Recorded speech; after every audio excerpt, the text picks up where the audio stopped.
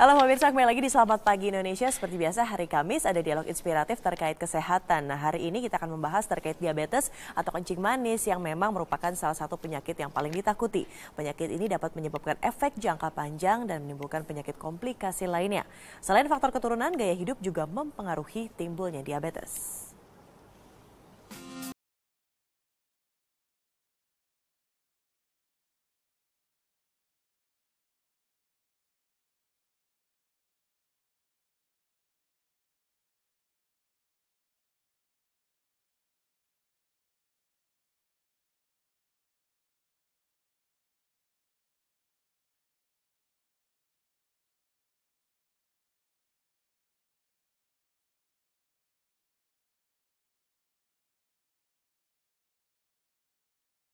Diperlukan untuk membuat gula masuk ke dalam sel tubuh dan bisa digunakan untuk melakukan aktivitas secara normal.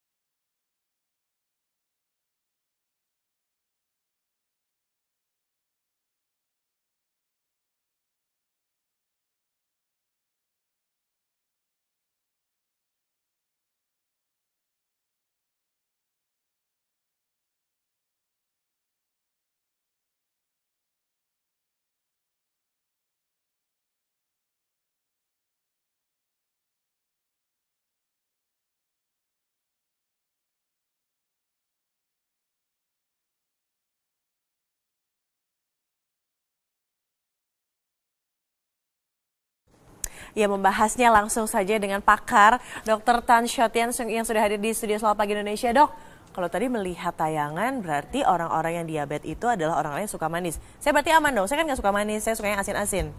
Oke, di balik yang asin selalu ada yang manis. Yang manis itu belum tentu dari makanannya manis, itu yang disebut dengan hidden sugar.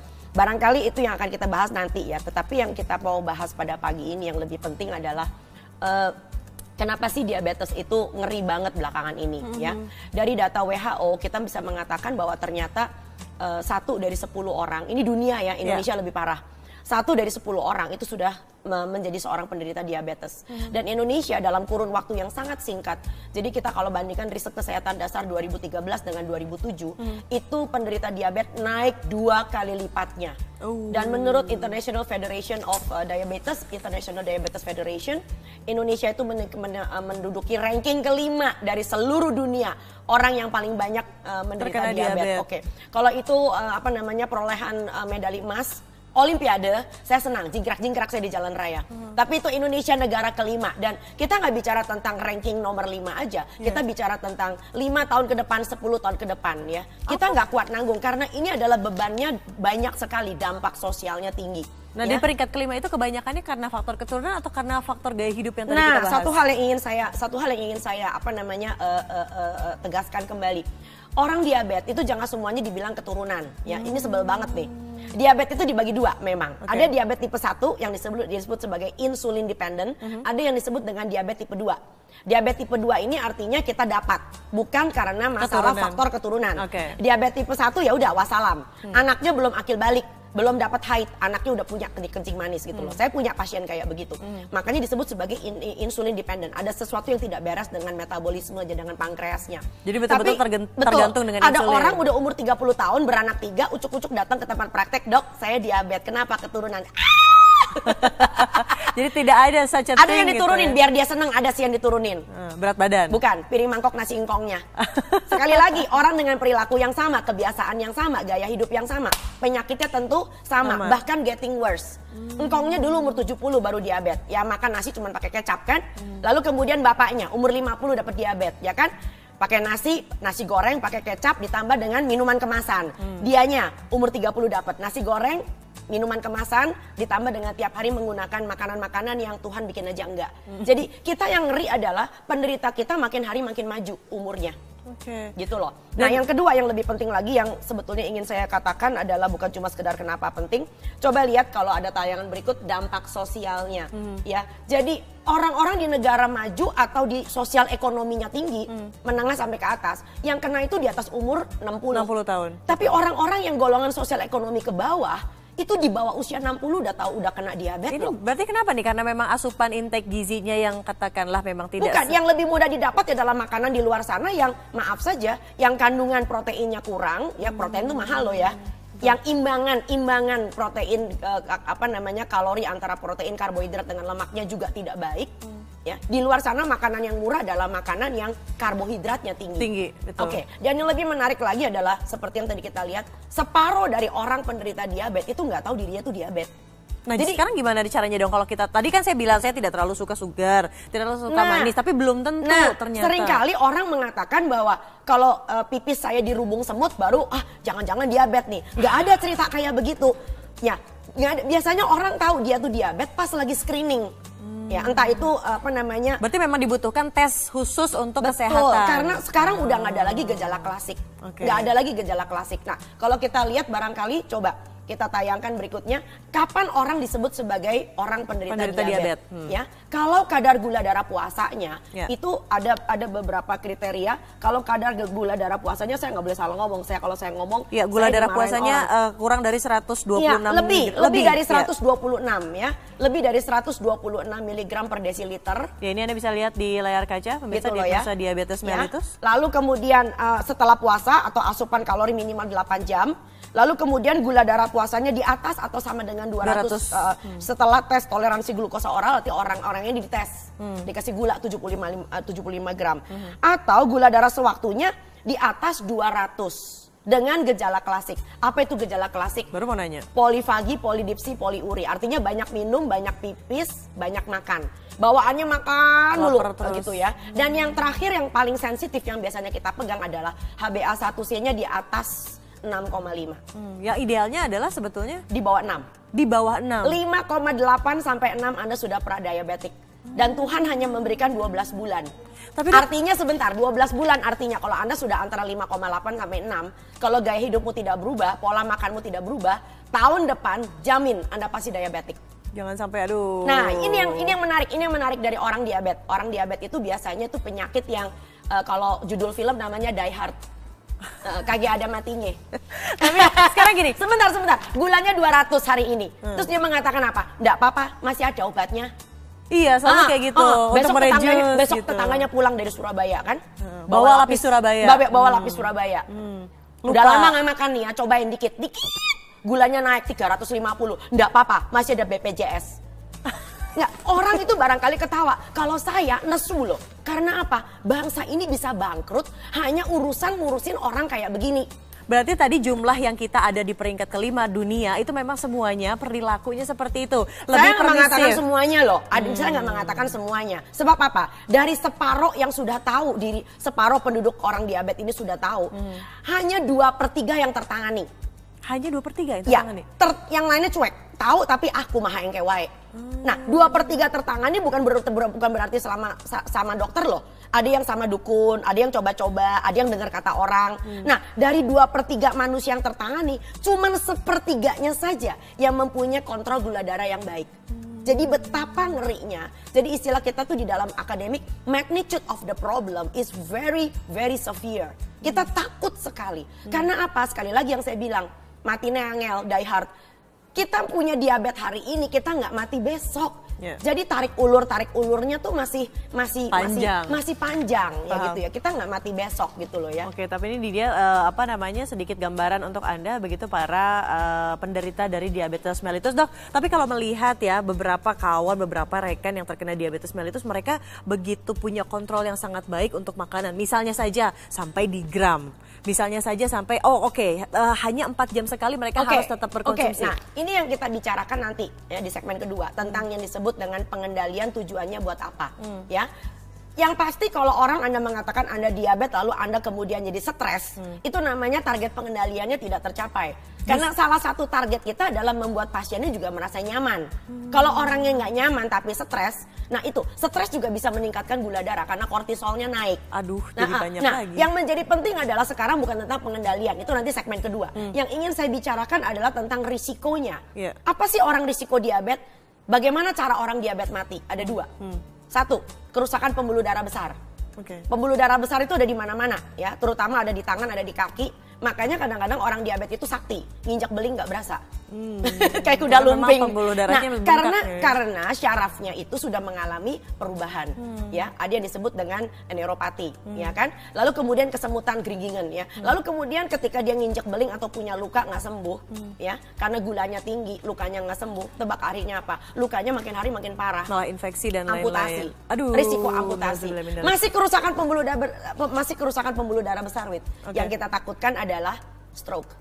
Jangan sampai, Dok. Ya. Nanti pencegahannya gimana? Lalu manajemen, tadi juga manajemen makan, manajemen stres. Yang kedua, kerusakan pembuluh darah kecil. Dari buta sampai gagal ginjal. Ini bukan nakutin loh.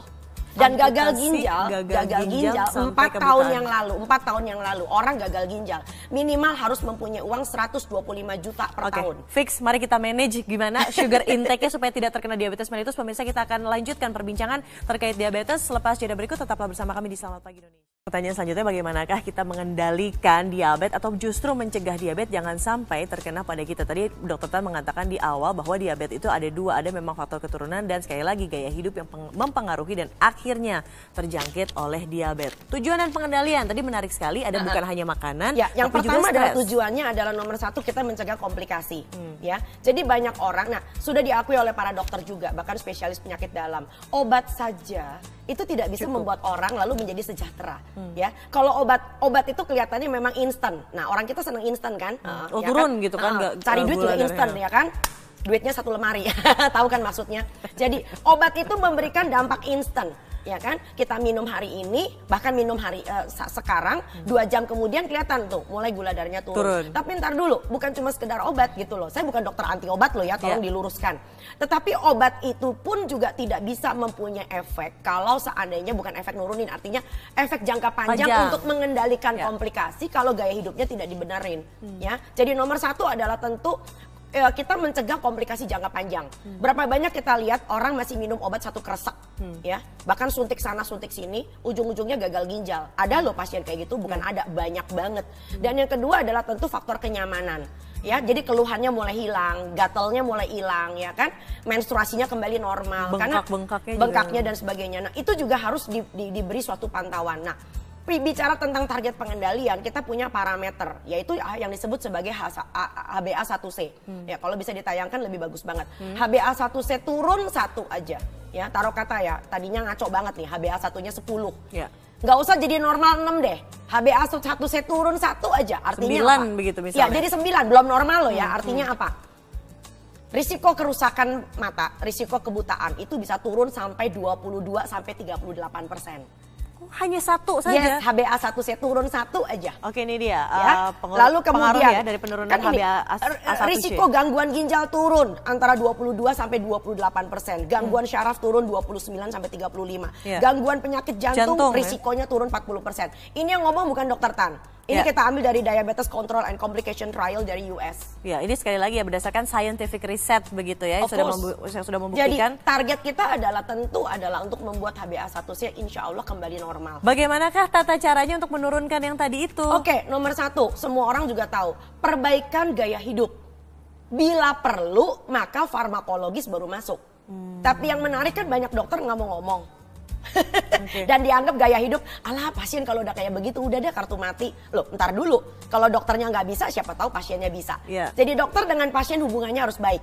Ya, dokter harus bisa menjadi mentor. Makanya kita punya edukator diabetes. Dengerin apa kata mereka.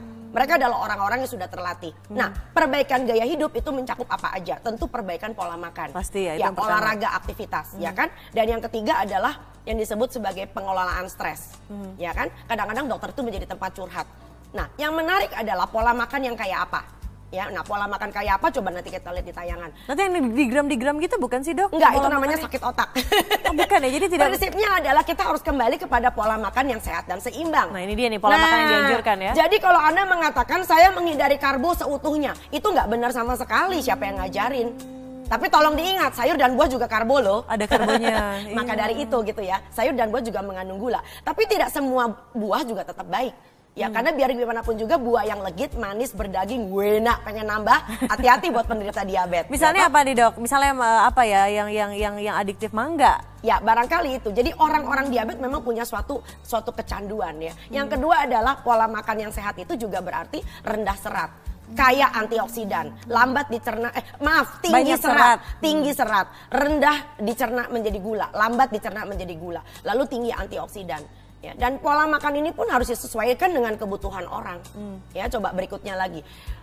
Sebetulnya kenapa sih edukasi itu gagal dan kenapa pola makan itu bisa gagal diterapkan pada orang? Nah, terutama di Indonesia yang ngomong-ngomong menjadi peringkat 5 begitu ya, dunia dengan diabetes panjang. Nah, problemnya ada kerap kali dokter juga kadang-kadang permisif.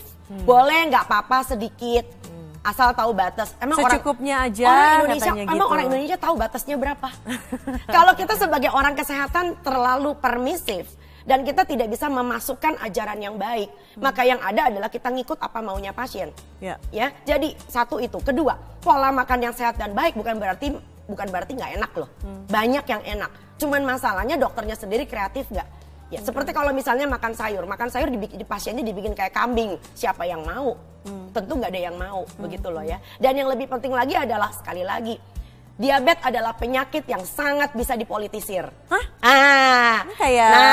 Pilkada aja bisa dipolitisir. Saya nggak berani ngomong lebih banyak tentang ini, tapi asal kalian tahu bahwa yang disebut dengan masalah faktor ekonomi, masalah makanan-makanan yang dipercaya bisa mengendalikan gula darah, dan itu akhirnya membuat kita menjadi terkesima. Kalau memang ada makanan yang bagus bisa mengendalikan gula darah, pakai itu aja gitu.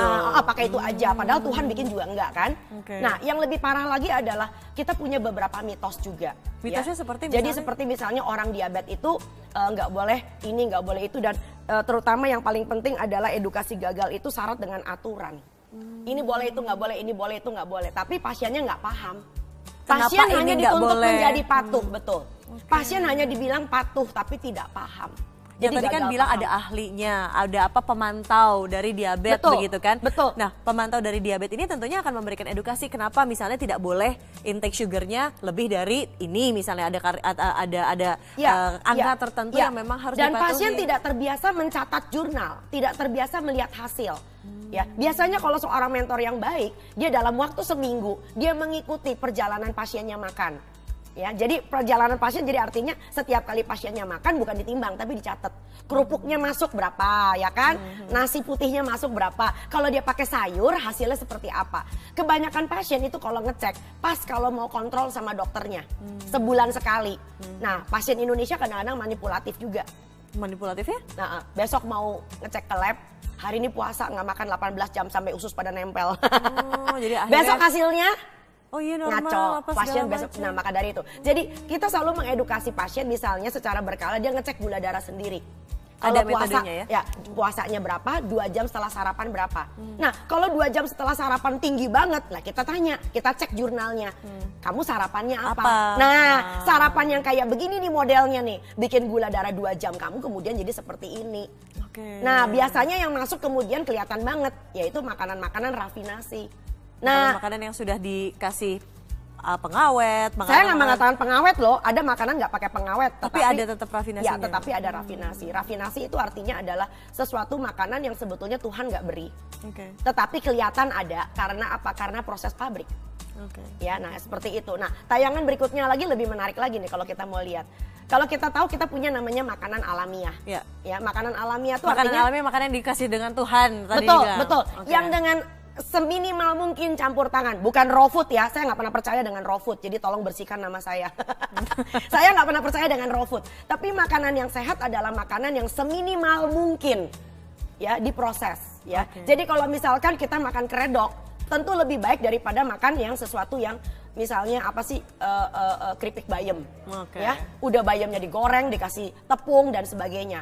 Ya keredok jelas kelihatan seperti apa. Jadi memang sebetulnya untuk penderita penyakit diabetes mellitus harus rajin berkomunikasi dengan dokternya, harus juga rajin sadar untuk mencatat jurnal intake apa saja yang dikonsumsi, begitu, dan juga manajemen stres yang tadi sekaligus juga apa ya menjadi mentor yang bisa mendengarkan apa keluhan pasien supaya pasien bisa merasa nyaman. Nah, seorang mentor entah dokter atau edukator diabetes itu juga nggak boleh begitu aja larut. Jadi kemampuan empati itu tidak boleh membuat kita lalu tidak berdiri sebagai batu karang yang kokoh. Ya, seorang mentor, seorang dokter harus bisa berdiri sebagai seorang batu karang yang kokoh.